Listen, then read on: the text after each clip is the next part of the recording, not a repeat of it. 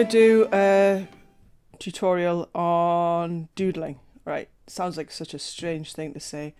Doodling is something that you just do, but I spend quite a lot of time doodling, and it's one of those things that you can do with any pen. And it's also something that helps me to focus, which a lot of people don't understand, but it does. It's what helps me to focus on the job in hand, and that's always been the way since I was very, very small. I'm just going to use some pens that I got for Christmas, some Sharpie pens. Like I say, you can use any pen. I quite like using fine line pens or biros. Biros I can do shading with, and I'll cut to a picture that I did with some biros that it was quite a good doodle. It turned into a monster doodle and it's now framed on the wall. I've done other doodles that I've put up on the wall. I quite often do stuff around just basically sort of like doing sort of like amoeba type shapes, but I'll do triangles, circles, I'll do fan lines. I'll tell you what, I'll show you some of the shapes I do, and then what I'm going to do is there's another kind of project that I want to do. 2 seconds, I'm just going to get my cutting mat out because Sharpies will go through and stain the board, and I don't want to stain the wooden board. So, cutting mat. Right, so basically the sort of shapes I'm talking about. So you might draw circles. Don't have to be perfect in shape, but you can draw them close together, and then you can draw them getting bigger, get them further away from each other, get more spaced out. And then you can do shapes coming off from them. So you might want to do some lines that look, I suppose it could be eyebrows, multiple eyebrows. And then they can turn into other things as well.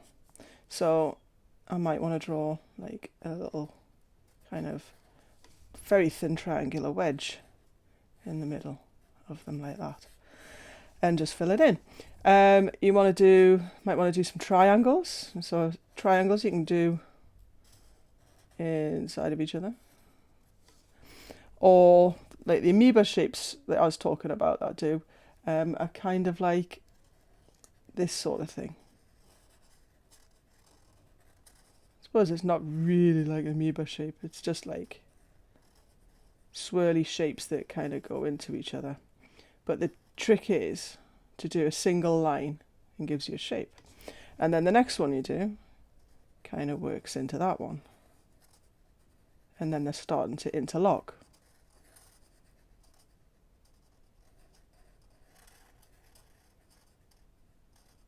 I like that sort of thing. So you can get some quite sort of interesting sort of shapes. And then I suppose one of the things I always try and do is so that the different sections don't always touch. So there's like a little gap between them. And then just kind of work it a little bit like that. You can do sort of like scallop shapes, and you can match them up on the other side like that. Or again, those funny soupy eyebrow shapes like that. You can also put little dots in the middle like that sort of thing. And you can basically just go on and fill the paper. Now, I mean, there's lots of reasons for doing it. Like I said before, one of the things I do it for is so that I can focus. I will sit and make shapes like this because it keeps me in the room. Otherwise, I start thinking about, other things like what I want to have for my lunch, or a particular scooter that I might want to be buying at the moment. But it does kind of help me to focus and helps me to concentrate. And the queerest thing is, I can look back at some drawings and I can remember what I was hearing and doing and thinking about when I was doing them. So that's a little bit about some of the shapes that you can doodle. Now, what I'm going to do now is I'm going to show how you can do a little bit, something that's a bit more structured, but using some of these doodling techniques. At the moment, as we're all aware, we're on a lockdown, and people are putting pictures of rainbows in windows, apparently, I heard.